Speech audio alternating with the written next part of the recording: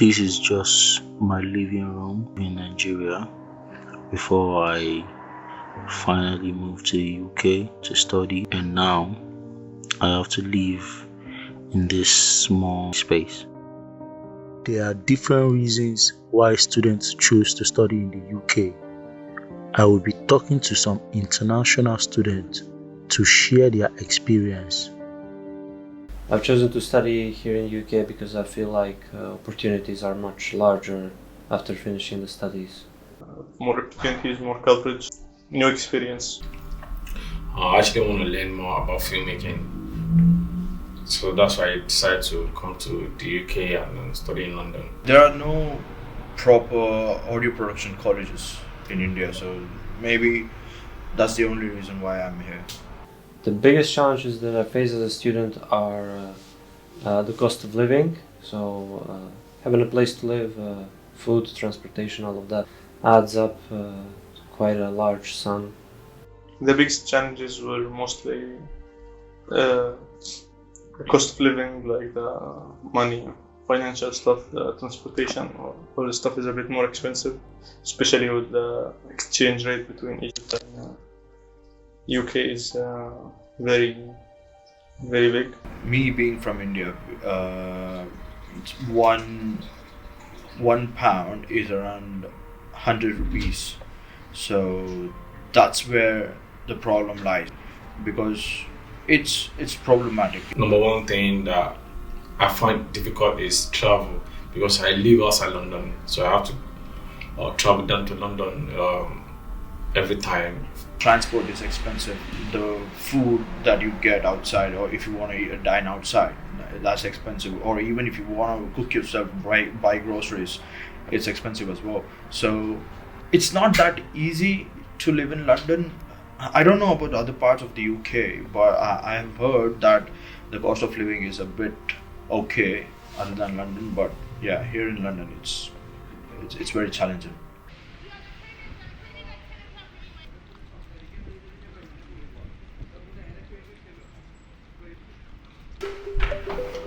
Welcome to my £600 apartment.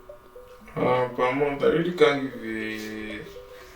give an exact figure, but then at least I can give an exact figure for the rent, which is like 600, and transportation.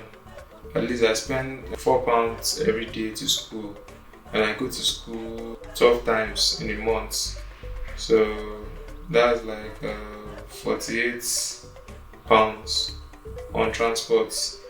So besides that, I have to grab lunch in school.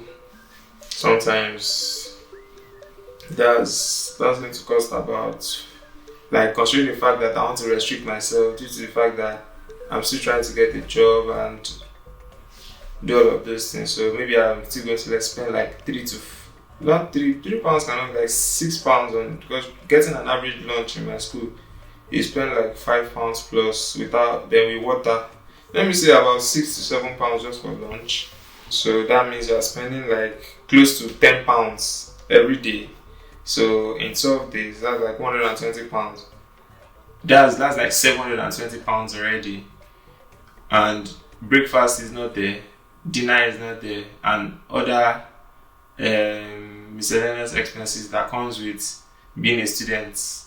Being here, I've even come to reduce my ways, or should I say standard of living, because I just have to make do with what I have. I don't think students can survive on 20 hours of work per week, or maybe barely survive. It's not enough. I mean, if you work 5 days a week, that's only like 4 hours a day, which is not really enough time to earn enough to live okay. They will never have like a decent life just because of most of these people are immigrants. They came from different countries. They are here just to study, so they don't have like major credentials or stuff that they can work in a high paid job. So it's mostly like either convenience stores or like hospitality and stuff, and this stuff doesn't pay much, so they can barely survive on stuff like that, on 20 hours. The minimum wage here in London is 10.5 per hour.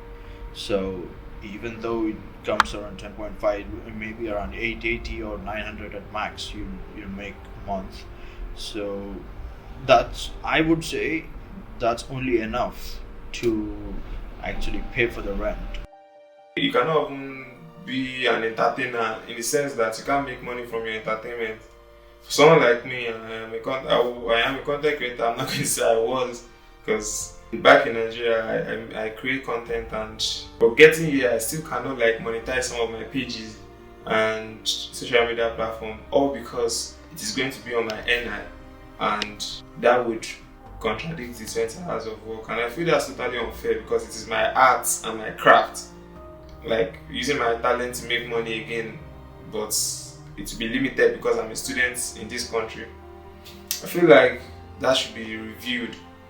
If you're going to be making money using your talent or your personal craft, I feel like it should be encouraged. But even in other countries, they allow students more than 20 hours of job and they still go to school and they still learn, they still pass. 20 hours for a student to survive in London, it's because living in London is expensive.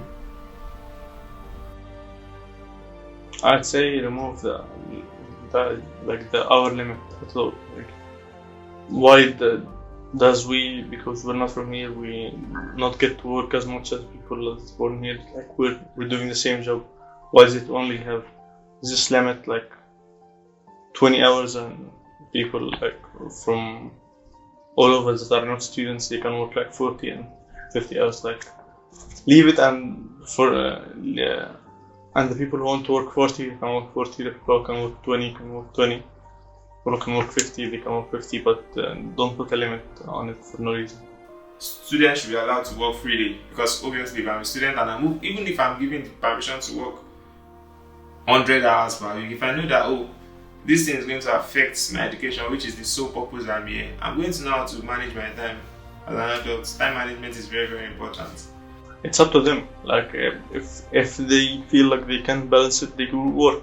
But if they don't, and they don't balance it, and both the university and the person who employs them have the right to tell them, okay, we don't need your services anymore, or you're not going to uni, or you're not concentrating on your lessons, so you'll have to repeat or apply for an extension or something. So it's up to the student himself to see if he can balance it or not. It's not the government's problem, it's his own problem. Actually, it's not going to affect academically, because if you're working any hours, you decide to work, you have to talk to your manager after work that this is my timetable, this is when I go to uni, this is when I don't go to uni. You just have to communicate with your manager, with your timetable in uni, so you can actually schedule your stuff together and work within your hours means.